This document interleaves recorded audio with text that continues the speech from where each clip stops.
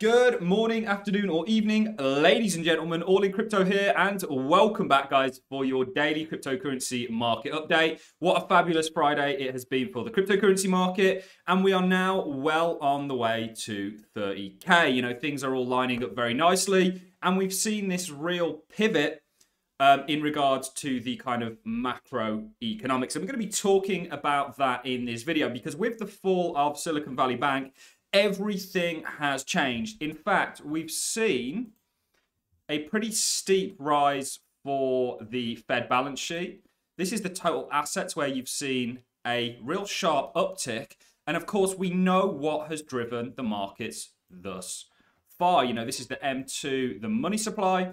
We're going to go ahead and overlay the S&P. We could overlay Bitcoin. We could overlay really any asset. And you'll see that they've all sold off in accordance with tight monetary policy and thus, a restrictive liquidity environment.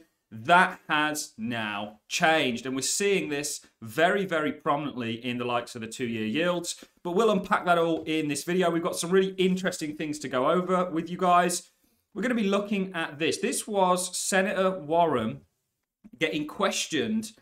And essentially the kind of gist of this is, well, if you're going to bail Silicon Valley Bank, surely you're going to bail all the other banks out if something happens, which means that you're going to cover and basically give banks the permission to lend and to stimulate and take really risky plays without any kind of consequences, which is essentially meaning that, you know, there's this kind of meme going on at the moment that the printer is now back on.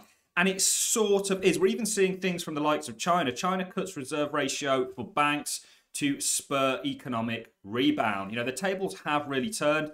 I do believe, and we've been killing it, by the way, guys. I posted on Twitter one of the buys and one of the altcoins, which is up nearly 200% from the start of this year, that we personally bought within the Patreon. We've bought many, many altcoins, guys. You guys can find out all about that in the link in the description. If you don't like it, cancel your subscription after a month and ask the other members if they've found it worth it for themselves. But essentially, there's this real change taking place, and we're going to get into all that. So what I'm going to do is go ahead and get rid of my face. We're going to play this clip, and then we're going to look at some of the data that's coming out and how it's affecting things. And I ultimately believe, you know, we had technical structure. We've now got more technical structure. We think you're on a third wave for Bitcoin, and we think you're on that third wave, which is going to be the biggest wave of this current move up for your altcoins as well, which means there's some serious gains to be made, guys, and you guys do not want to miss out on that. So let's go ahead and play this clip very quickly. I don't have time. I need to be able to drill in on a couple of things. Let me start with some of the banking issues we're dealing with on it. Will the deposits in every community bank in Oklahoma, regardless of their size, be fully insured now? Are they fully recovered? Every bank, every community bank in Oklahoma, regardless of the size of the deposit, will they get the same treatment that SVB just got or Signature Bank just got? A bank only gets that treatment if a majority of the FDIC board, a supermajority of the Fed board, and I, in consultation with the president, determine that the failure to protect uninsured depositors would create systemic risk and significant economic and financial consequences. So what is and your we plan? Made that determination. Right. So what is your plan to keep large depositors from moving their funds out of community banks into the big banks? We have seen the mergers of banks over the past decade. I'm concerned you're about to accelerate that by encouraging anyone who has a large deposit in a community bank to say, we're not going to make you whole, but if you go to one of our preferred banks, we will make you whole at that point. Look, I mean, that's certainly not something that we're encouraging. That is happening right now.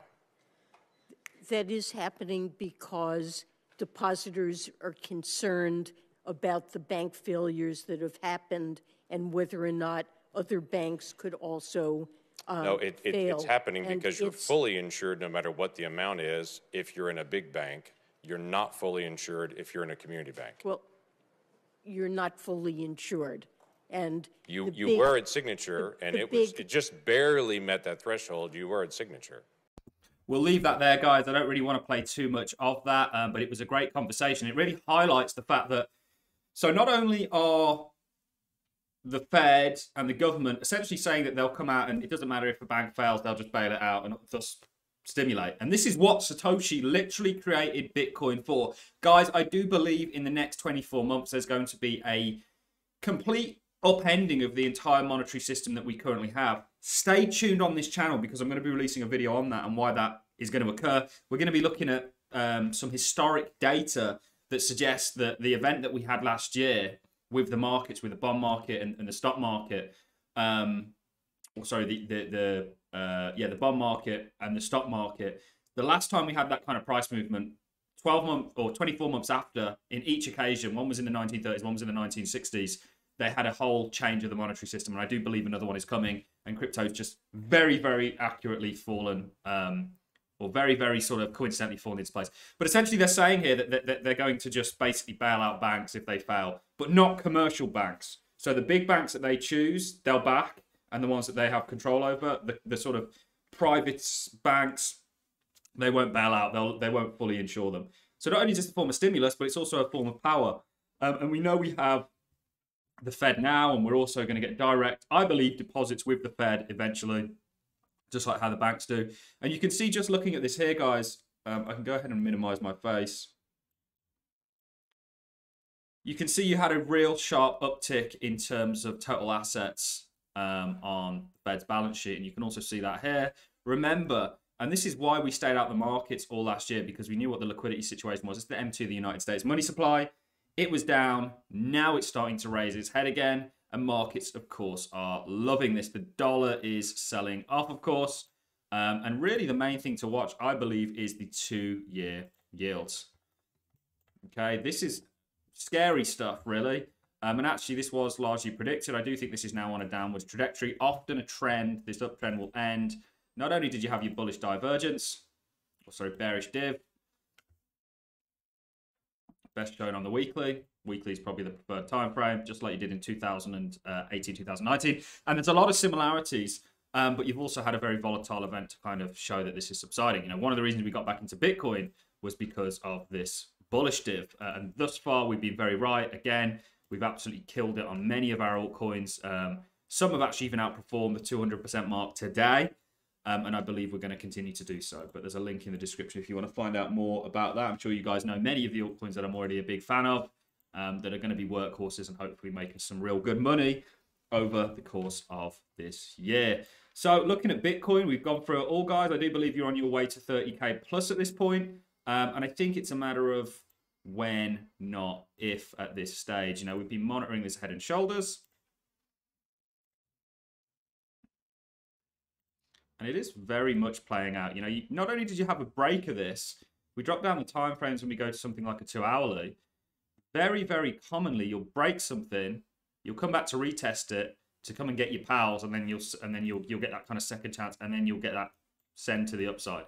And this is what we're looking at. And more broadly, actually, for Bitcoin, and we have said this over the past couple of days, and it's been discussed for a significant amount longer. You know, I do believe you're on some sort of an Elliott wave structure now, where you're going to get your third wave. You know, and remember, your third wave is going to be bigger, just taking it from here to be generous, 56%, than your first wave. So even if it was the same, you're getting to 30K. I think you're going to go above and beyond. Remember, the head and shoulders target on a non-log that we do have, just to draw it very, very roughly.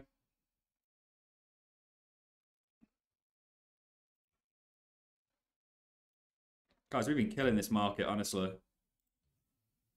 And we've actually had a huge influx of members join the channel from other communities. You know, I think you're looking at about 35K. I think you're going to get to 30K, probably have a little bit of a boogie, because you've got this congestion, but you're going to take this out like we said you would, and then this is going to get taken out pretty swiftly, and I think you're going to get it big. I think this third wave could even come all the way up to 35K, sorry, before you get some sort of a deeper correction. Then you're going to get that fifth wave, and we'll see where we are at that point. So it's a case of being observant. There has been a kind of pivot across the board, obviously spurred on by Silicon Valley Bank. You can see this in the charts. If you check out some of your altcoins, we did look at Polkadot as an example. You know, if you've got your third wave to come here, guys, you're looking at some serious upside.